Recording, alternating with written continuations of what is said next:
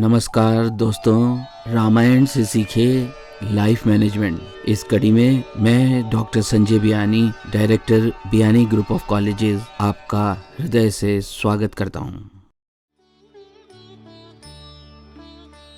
जय श्री राम।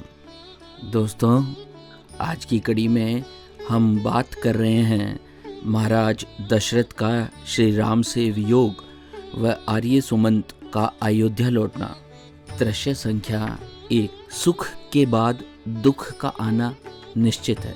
इस दृश्य में आर्य सुमंत वन से अकेले लौटने के बाद महर्षि वशिष्ठ के साथ महाराज दशरथ के सामने उपस्थित होते हैं।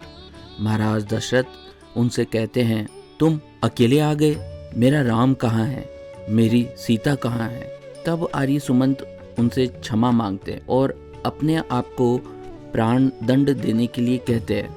इस पर महाराज दुखी हो जाते हैं और आर्य सुमंत से उस स्थान पर पहुंचाने का आदेश देते हैं जहां राम को वो छोड़ आए थे।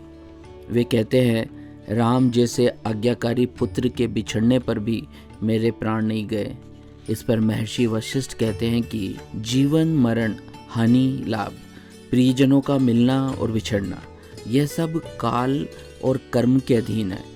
जिस प्रकार दिन और रात्रि का आना कोई टाल नहीं सकता, उसी प्रकार अपने अपने समय पर सुख और दुख का आना अटल है। इसलिए धीर वीर दुख सहकर भी शोक नहीं करते।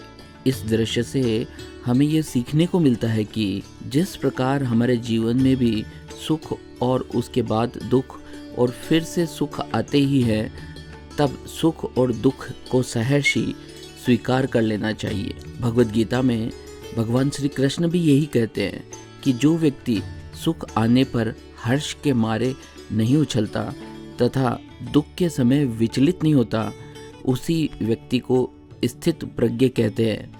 वास्तव में स्थित प्रज्ञ बनने के लिए हमें अपनी कामनाओं से दूर जाना होगा, कामनाओं को नियंत्रित करना होगा।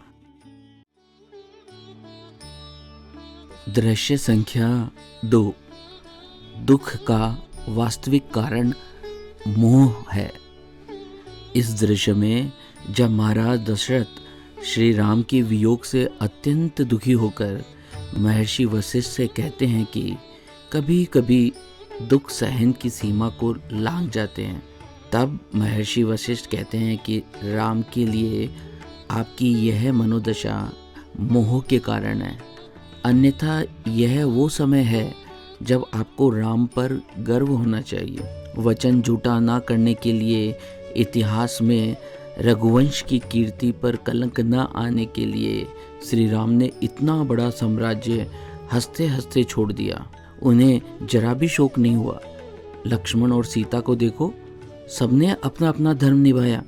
वे कहते हैं, कठिन समय में ही तो धैर्य की परीक्षा होती है। इस दृश्य से हमें ये सीखने को मिलता है कि मोह का कारण संबंध है। कोई भी वस्तु या रिश्ता हमें दुख नहीं पहुंचाता। वास्तव में वस्तु व रिश्तों से हमें अपना जितना घनिष्ठ संबंध होता है, उसी अनुसार हमें वो वस्तु और संबंध दुख प्रदान करते हैं। भगवत गीता में भी जब अर्जुन कुरुक्षेत्र में युद्ध करने से पूर्व युद्ध के मैदान में अपने सगे संबंधी को देखते हैं, तो युद्ध के परिणाम से उन्हें डर अनुभव होता है। इसी कारण वह दुखी होकर युद्ध नहीं करने का फैसला लेते हैं। और दूसरी ओर वे श्री कृष्ण से ये भी पूछते हैं कि कृष्ण, मैं जीतूंगा या हारूंगा। वास्तव में कर्म फल की चाहत भी मनुष्य के दुख का एक कारण बनती है। आशा है आपको आज की यह कड़ी जरूर पसंद आई होगी। हम फिर मिलेंगे, बात करेंगे प्रेम, स्नेह व सम्मान के साथ। आपका अपना life coach doctor Sanjay B.